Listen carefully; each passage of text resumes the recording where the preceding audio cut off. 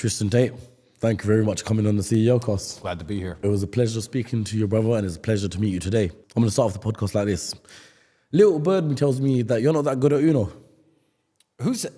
Is Andrew been talking nonsense? He's been talking the most. You know the worst Saying thing? you're the worst at it. I'll tell you the worst thing.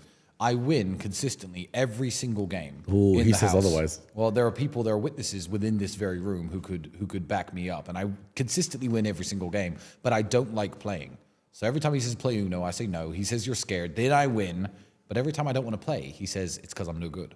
So you know when you're just so good at something, you're better than everybody else. Yeah. That's mine and Andrew's Uno relationship. So would you say Andrew's been lying when he came on here saying that you lost all the time and he's won every single bit? And let me guess. He said he's never lost a game. When he was in jail, he fought for his freedom with Uno cards.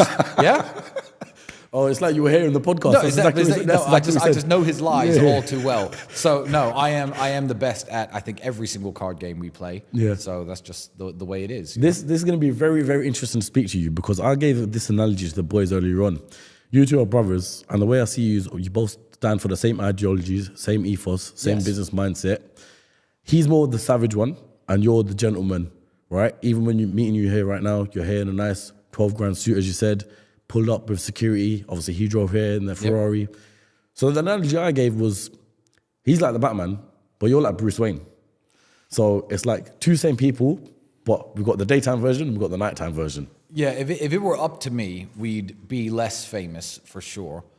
We probably have fewer cars and fewer items that show off and show the fact that we're extremely successful. I'm a bit more low key than Andrew, but I love showing off as much as the next man. Mm-hmm. I think Andrew's just, when you have somebody like that who's on such an extreme level, I seem more modest and more calm by comparison. But I think people who get to know me notice that there's not really too much difference. Yeah. So what are the differences? Because in a usual podcast, I normally ask about, one childhood upbringing. Yep. Obviously, whereas Andrew's mentioned a lot of it in the previous podcast I've done with him, I want to know where it differs from you because obviously you being brothers, I can imagine you having the same or similar sort of childhood as in upbringing. Well, exactly the same. In fact, if anyone's seen your previous podcast, there's literally no point in me answering the question. Everything Andrew says about his childhood, everything Andrew says about the way he was brought up, obviously our dad's influence, our mother's influence, it's all copy and paste. Exactly the same, which is why you end up with two such similar people. There was a time many years ago when I was more well-known than Andrew, because I was kind of famous in Romania, and that was it. And me and Andrew were both relatively unknown worldwide. And people would accuse Andrew of, oh, you're trying to be like your brother. Now he's the famous one. People accuse me, oh, you're trying to be like your brother. The truth is, we're just both extremely similar, and we both have the influence from my father, who we're versions of to lesser or greater extents. So it's not that one brother's trying to be like the other one. It's just if you take two men and you raise them in exactly the same environment, they live in the same house their entire lives, they hang out with the same people, they have the same hobbies, they read the same books, they do the same things, you're going to end up with two men who are very similar. Yeah, I think that's it, yeah. So where does your love for, I suppose, entrepreneurship and business stem from? Because obviously you and Andrew both run this empire together, this incredible empire. Yes. Andrew stated on the podcast we just done now that is pretty much over $1 billion valuation at the moment. Yes, absolutely. So where does it start for you?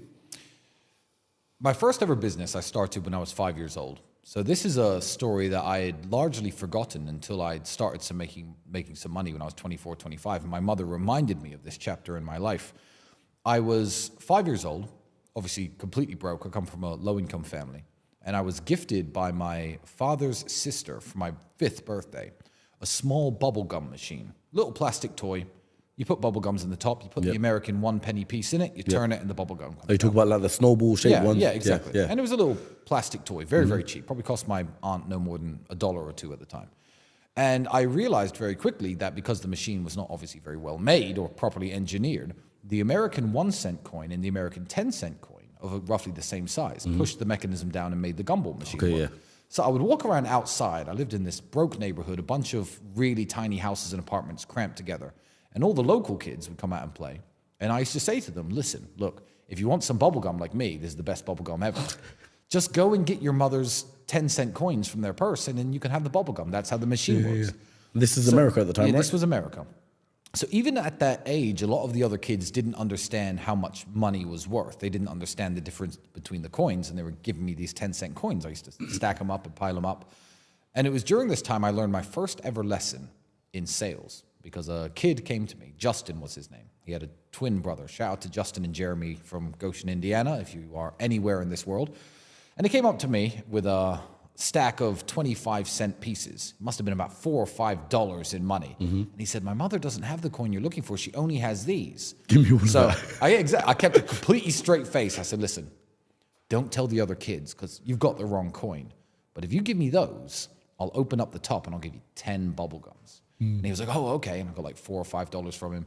And I think that's where my love of business and my love of money certainly started, because I used to stack up my little piles of coins and look at them. Every time I got bored, at least once a day, I'd stack them up, count them, and admire my little piles of coins like I was Scrooge McDuck on a brokey version.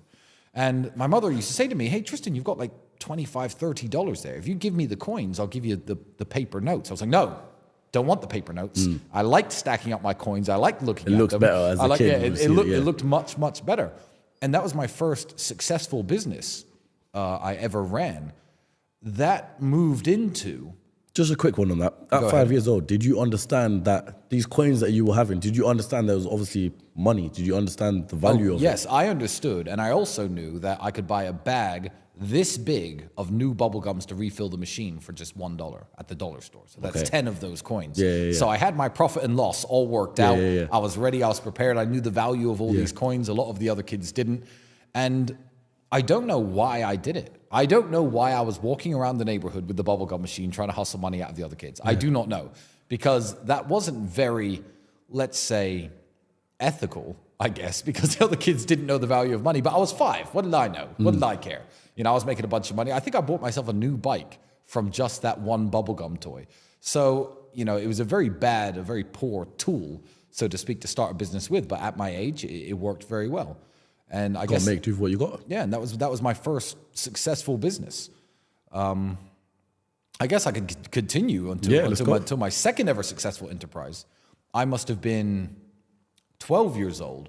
I was living in the United Kingdom at the time, and I was in high school. And this is illegal, by the way, so I'm confessing to a crime. The only crime I've ever really committed. This is the only crime I'm guilty of.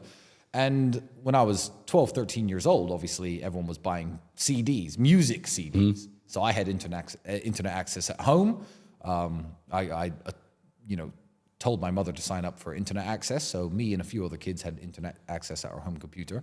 And I used to go into the town center with a pen and paper, write down all the songs on the various CDs, and I'd take orders at school. So I'd sell the CDs for £2.50 or £5.